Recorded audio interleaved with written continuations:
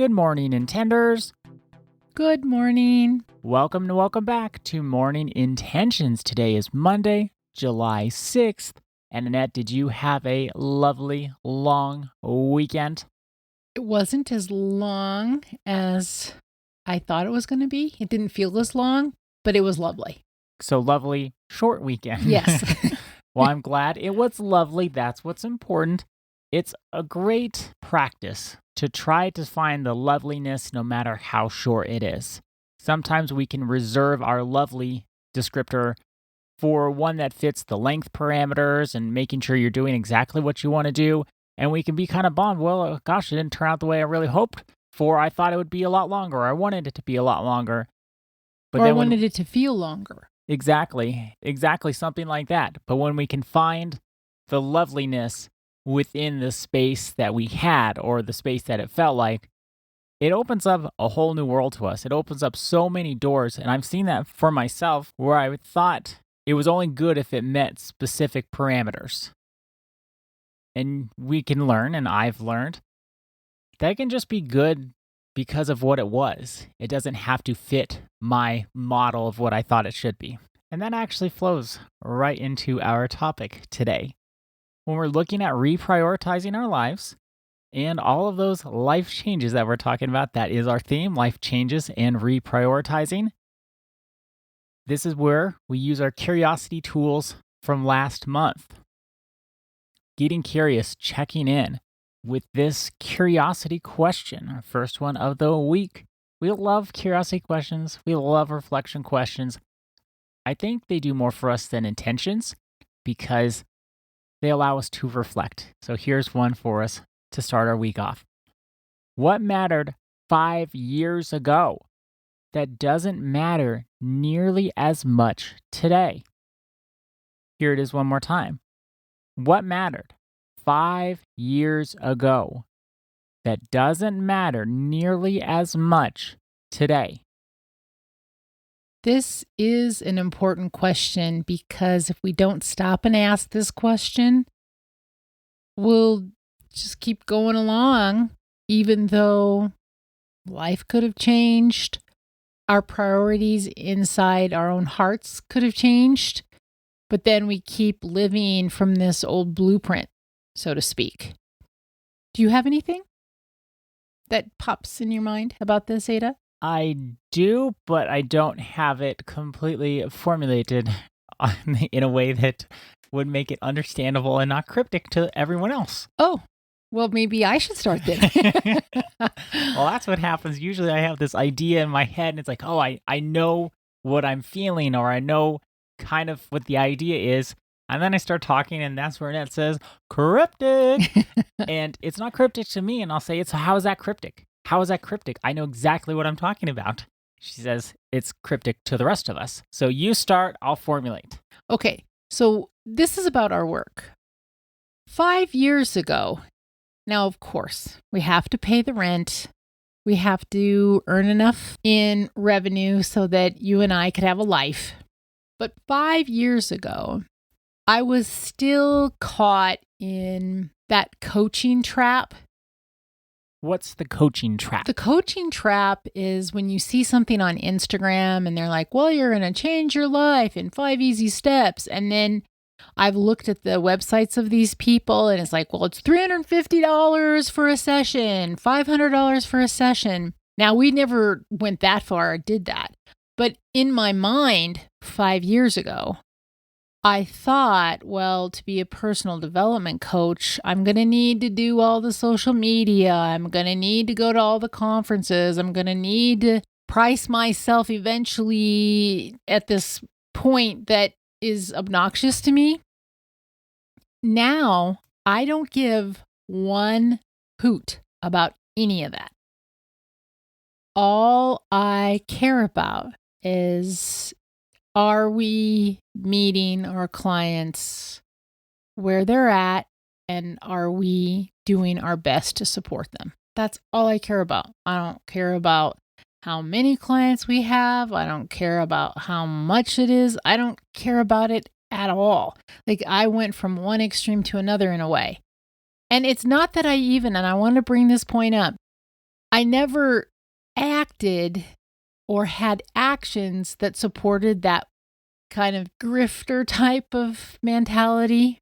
I didn't have actions that would align with that. But inside, I thought, well, I must be doing something wrong, or we must be doing something wrong because we don't do all of that. And now I just don't care. Not like I don't care, like because I'm sour about it. No, I just, there isn't anything in my body that cares about that. It's not a priority.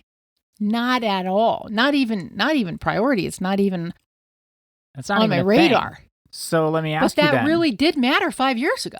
So then what are you doing differently today, or do you have any holdovers from 5 years ago that you're still doing today? Any actions that you're still doing today that are representative of the 5 years ago you? No, I don't have any. None whatsoever. None. I work reasonable hours. I think we charge a very reasonable rate.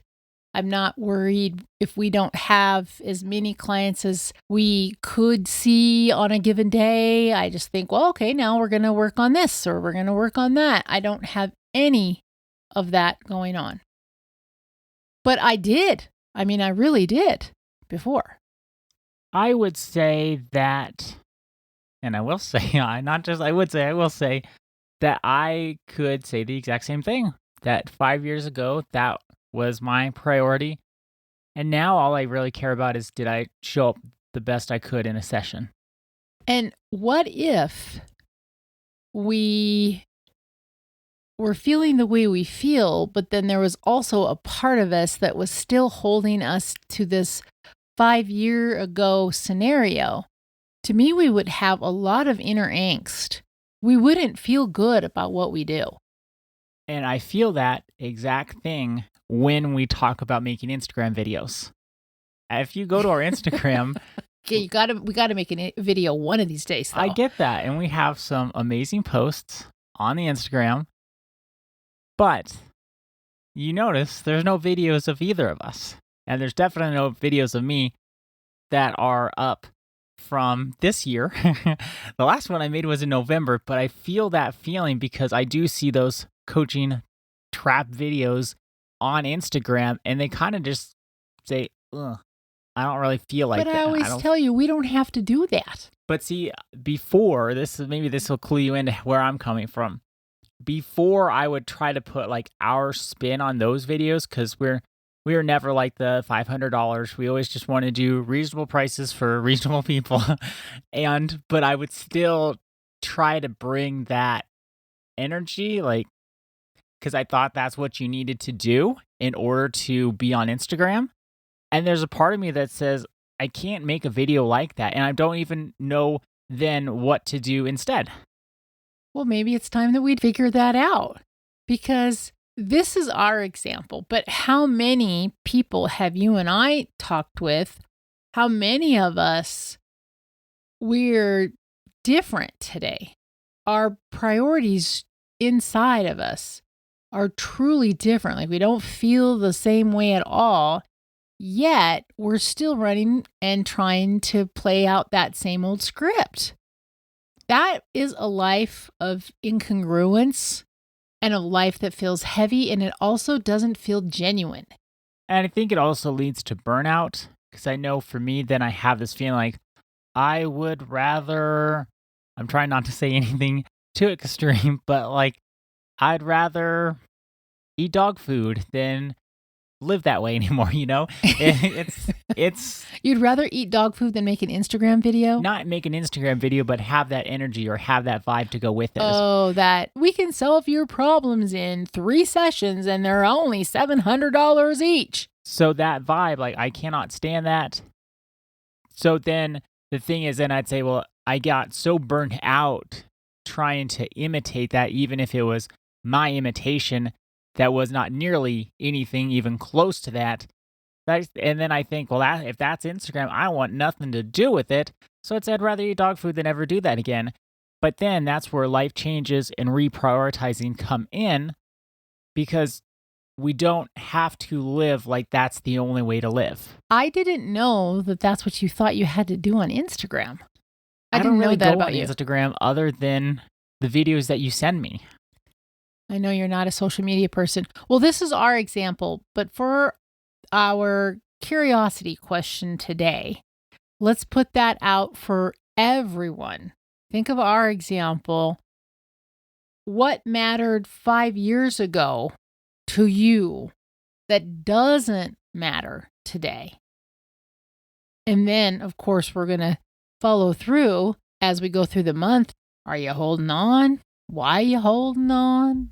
Are you willing to honor what's really true for you today? But for today, let's start with this. What mattered 5 years ago that doesn't matter nearly as much today? Thank you so much for joining us today. Our day is better because you are part of our day.